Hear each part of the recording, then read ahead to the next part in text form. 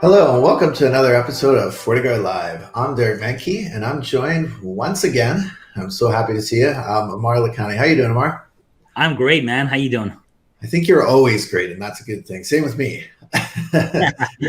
It's always fun doing this. I find. It's a serious problem that we track in the world of cybercrime, but it keeps things interesting. And we just released our first half 2021 global threat landscape report. There's a lot of data we got to crunch through on any given minute, right? In FortiGuardLIVE, you know this firsthand. This is data obviously accumulated for the full first half of 2021. There's a lot of stuff happening. Yeah, absolutely. You know what I love about these threat reports is it gives us like a good idea, a good pulse on what's happening, especially what's like currently happening. It's kind of like the all-star break for me, or the all-star game in the NBA. It kind of shows me what the current standings are, where things are about to go, and really where to focus my efforts on. Yeah, and it's one thing to talk, because as you know, we release things like our threat signals and all these different assets, which are breaking news, proactive research. But it's really interesting when you start to look at trends and data over a 6-month period, because it also gives us an idea of where we're heading, right, into the last half of the year too. And not surprisingly, one of the most concerning and lead stories we had from the Threat Landscape Report was, drum roll please, ransomware. We've talked about this problem a lot before, but if we look at the big picture, what's happening with ransomware, there's a lot going on, right? First of all, we observed year over year, so looking at a full year of data, a 10.7%, so over 1,000% increase, 10.7-fold increase in ransomware. That's a lot of activity. I know on the second half of 2020 in our threat landscape report, we saw over a 7-fold increase. So the wave was just starting to build in around December, Q4 of last year. But it didn't subside. It just kept growing and growing like a snowball effect. And it's a result of more families, more ransom as a service models, and a lot more, unfortunately, high profile attacks we saw. Yeah, it's peak infection, I would say, at this point. I mean, there's really no stopping the ball. It seems like it's funny. Like the last couple of years, every time we've done a threat report, ransomware always seems to be like one of the top stories. I would think that, hey, something else is going to happen, and I'm always amazed on like how much more ransomware is occurring. How bigger the payouts are. How much more impact it's having on organizations, and just really the pain it's causing everyone in every organization now. Yeah, and if you look at, I refer to this as sort of the scales of justice, right? If you look at what's happening, if you put risk on one side and everything else on the other, unfortunately, that risk, right, all the activity and the damage is collateral damage that we're happening. It just keeps on getting heavier and heavier on that right-hand side, and we need to counterbalance that. That ransom as a service model, it's becoming ludicrous, right? If you look at what cybercriminals are paying out for their affiliates and partners on ransom, it's in excess of 70% as an example, and that unfortunately, that ransom as a service model is starting to apply to more and more cyber gangs too now. Yeah, ransom as a service is interesting because we've seen it evolve over time as well. I mean, it used to be that ransom as a service, the affiliates used to get paid, like maybe about 20-30% from the threat actors. Now it's almost opposite. The affiliates are getting paid like 70-80% sometimes. And if you think about it, they're doing a lot more of the work. The threat actors have definitely kind of perfected their game in having ransomware that's very effective, that actually propagates very quickly, while the affiliates are very good at initial access, vertical expansion, getting into organizations, figuring out what other vulnerabilities are out there, and exploiting those vulnerabilities and spreading around through domains and third parties and whatever else they need to. So they're taking a lot of, I would say, of the risk and the grunt work, while the threat actors are actually perfecting the software. And it's a partnership that seems to be working pretty well from a standpoint that they seem to be happy with each other and paying each other out a lot of times, at least.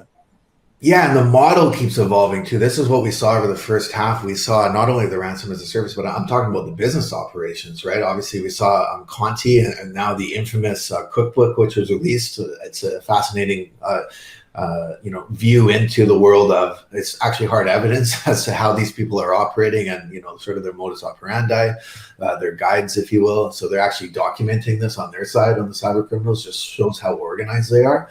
And then at the same time, they're getting more serious about recruiting too. They're actually targeting employees and people inside of organizations trying to work for them aggressively, which is I wouldn't say a brand new tactic, but the way how aggressive they're being in this and clever is, I would say.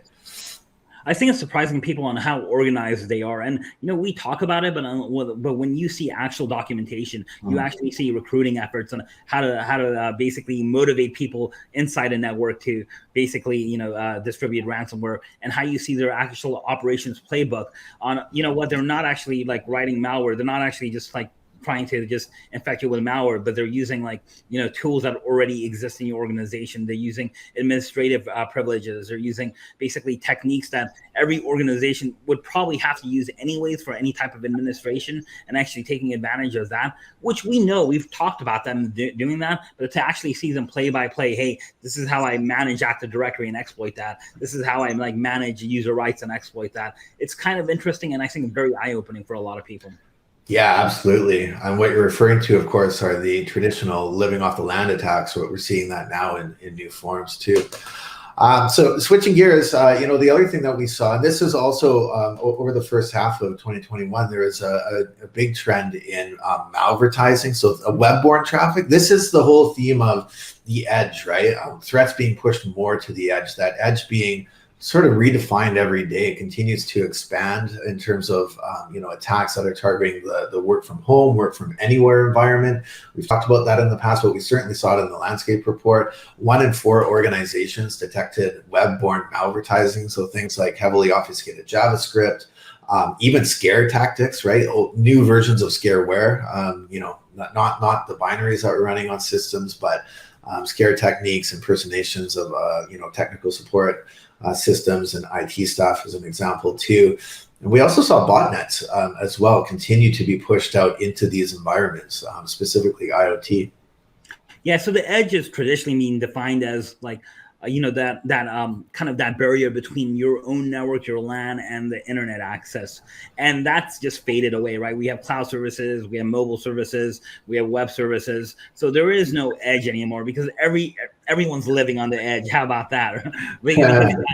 Yeah, because we're accessing the internet in all sorts of manners, like with IoT devices, with all these other devices as well. But that means that these attacks can basically come from anywhere, anytime to us, and they can come in the forms of like web scripts and malvertising and pretty much any other way we access the internet, and that's kind of scary. And attackers are definitely taking advantage of that and figuring out even if they have one way into your organization, they're landing and expanding. They're moving horizontally throughout the network and saying, even if I can only access you through an IoT device, how can I take that and maybe obtain a more valuable target?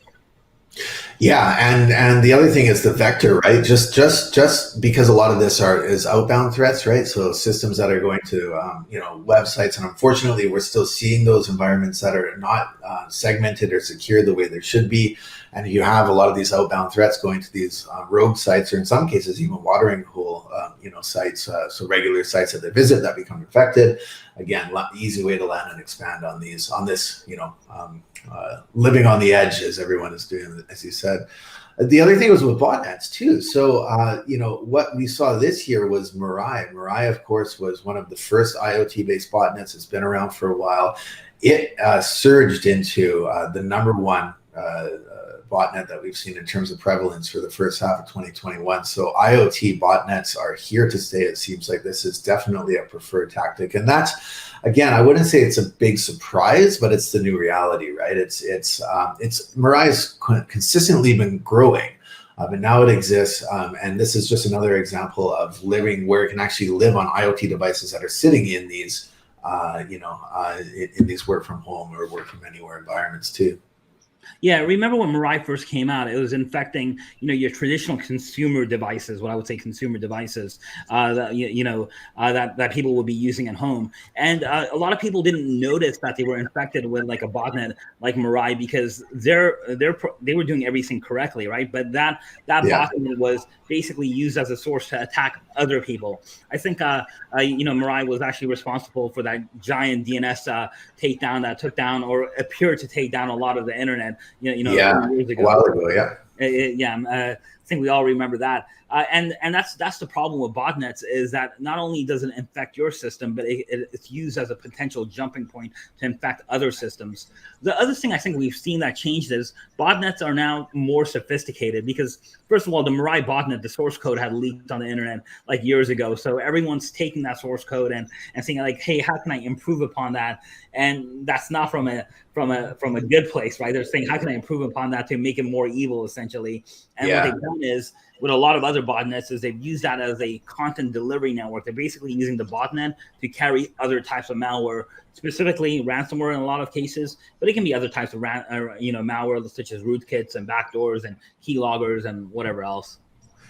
Yeah, definitely. Not only content delivery, but drop sites too, right? So places they can actually host stolen files and not legally be responsible, because they're actually putting the legal responsibility on the people where they're, dropping these malicious files, malicious files. Exactly. It's the victim may not even know they have. Yeah, which is a big issue. And you think about how wide that net is. So first of all, in the botnet activity, what we saw in the threat landscape report was that there's over a 50% jump on just in the first half in terms of organizations that were detecting botnet activity too. That's already a big jump, and that's going to continue to grow, I suspect, with IoT, like botnets like Mirai and IoT driving this. The other thing is, we always talk about Mirai, but certainly I expect a lot more of IoT-based botnets to come on the radar too. We did see that happening with TrickBot. It was actually using IoT devices for command and control, and TrickBot was interesting because we actually highlighted it in the landscape report. It came back. So for those of you who might not be aware,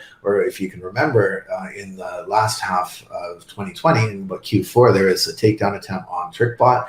It went offline for a while, and we saw it come back in about Q2. It's, when these things come back online, we're starting to see them take different forms, right? They basically go back to the drawing board, refactor a bit, come up with another game plan, and then come out of the gates again. So it's interesting to see that with TrickBot. Yeah, I think that's not surprising. Once again, attackers are always going back to the drawing board, seeing what worked, like modifying their code. A lot of times, as I said, that code is usually freely available, or at least other code that's very similar that they can modify and sometimes use as a proof of concept, sometimes used for learning purposes. But at the same time, attackers are like, what can I do with this and actually make this like work better for me? Yeah, definitely. And if we look at, botnets, so TrickBot was one of those that was taken offline. Motet was another, which was, multilateral, collaborative takedown attempt. There's a lot of good things happening there. But there are, at the end of the day, and it's clearly shown in our threat landscape report, there's so many of these still and so much activity that we're seeing that attack surface is big. And botnets, again, at the end of the day, a botnet is about having command and control, being able to remotely operate, and compromise own devices and be able to exfiltrate data. That's the name of the game. I mean, that's really the essence and heart and soul of cybercrime. And so I expect that, we're always going to be able to see a lot of this activity. It's just interesting to see how they're adapting to new technologies like this. Yeah, I think you're articulating that really well. I think the difference between what I would define a botnet today versus even a couple of years ago is the botnet today is the foundation for attackers to carry out other types of attacks as well. Yeah. So you're right. It is the command and control. A lot of times it is, as soon as a botnet connections are established, they have shell access to a system. They have access to upload more code or run other types of commands, or even try and start disabling things like Windows Defender or UAC or other types of security mitigation tools that might be on the system as well. Yeah, definitely. And, apart from the offense from cyber criminals, the other thing that's interesting now, and this is brand new in the first half 2021 report, is we're able to actually start to show dynamic data of what I'm calling high resolution threat intelligence. So looking at MITRE ATT&CK TTP data, so techniques, tactics, procedures, not just things like we highlight the botnet and, virus activity and exploit activity, all these things that we've called out, but zooming in with a microscope onto this, right? Looking at how, what's the preferred method that attackers are doing to actually do, lateral movement on systems to try to actually execute code, do privilege escalation and things like that. And it's quite interesting, right? This is a new capability that we have highlighted and showcased in the report. And it's not just the static mappings that we've seen out there, on different threat intelligence research sites in the past. These are real-time dynamic data that we're able to see. And some of the things we called out is and again, not surprisingly, but it's very tactically interesting to look at what the attackers are doing. There's a big focus on defense evasion, right? There's a big focus on doing, as an example, techniques like tactics and techniques like privilege escalation as well too. So it's pretty interesting to see those, and there's a lot of different tools they have to be able to do this. Yeah, no, Derek, I'm glad you pointed that out. And I would encourage all the readers that are reading the threat report, the Fortinet threat report, to look at that section, because me as a researcher, I find it really interesting to not only look at the techniques that attackers are using, but what the likelihood of those techniques are in a real-time threat. So, I mean, I know they're using a number of techniques, but what is the likelihood of this technique that they're using? So I know this is where I need to concentrate my efforts. As a defender, this is where I probably need to stop an attacker from infiltrating my organization, or as a researcher, this is what I need to really look out for and see if I can find these type of signatures or these type of attacks. And to me, that's pretty interesting. Yeah, and this is ongoing work, that we're also doing in the industry. So we're working with the MITRE Center for Tech and Foreign Defense, MITRE Ingenuity, with the Sightings Ecosystem Project as an example. But at FortiGuardLIVE, we've been able to implement this and actually show this data in the threat landscape report. And it's useful because it helps to prioritize response. It helps to put a spotlight onto the ones, as you just said, what are the ones that I should actually be looking at first. If you look at MITRE attack and TTPs, there's well over 200 of these, right? And if we start to look at different verticals, different regions, and all the different techniques that attackers are using, it really helps to be able to look at the ones that we're seeing the heavy activity on first, because then you can start to actually understand what I call the digital DNA. Again, it's like this microscope on the cyber criminals themselves, and it's interesting to start seeing that data. It is, and one of the things is when you see a certain technique being used over and over again, even when there's multiple techniques available in a single attack stream, it makes you think, like, why is an attacker actually going for that technique over and over again? Is it because it's more impactful, or is it because no one's noticing and it's just like that easy and that successful for them to go after that over and over again? And that is kind of scary, but that's also kind of food for thought for organizations, especially when coming up with a defensive strategy. Yeah, exactly. Food for thought. It's a reality as well too. Being able to look at it's really that we talk about the low hanging fruit a lot of the times, and I think it just reaffirms that, right, when we start looking at it, because we do actually see that pattern repeating. Because again, if an attack is successful, they often won't need to change their tactics until the attack becomes unsuccessful. In other words, organizations start to understand that and have the proper safeguards and security controls in place. I agree. Let's give them some high-hanging fruit. Let's make the hacker get a ladder or something. Yeah, and that's the name of the game, right? That's why we're doing this, obviously, is to expose that and to try to make it harder for the attackers. It's all about making it more expensive for cyber criminals to operate, like we talk about. But it's really key to be able to look at this in this high resolution under the microscope and really to show dynamic data with that. So really exciting stuff. You can check that out on the latest version of the threat landscape report. There's some data on that, figures along with everything else that we talked about. And for further updates on this and anything that we're doing from the labs in terms of threat research, you can go to blog.fortinet.com under threat research. You can find all the details from the report there as well too. Aamir, thanks for joining me again. It's always great talking to you. This is Derek Manky with FortiGuardLIVE. Thank you.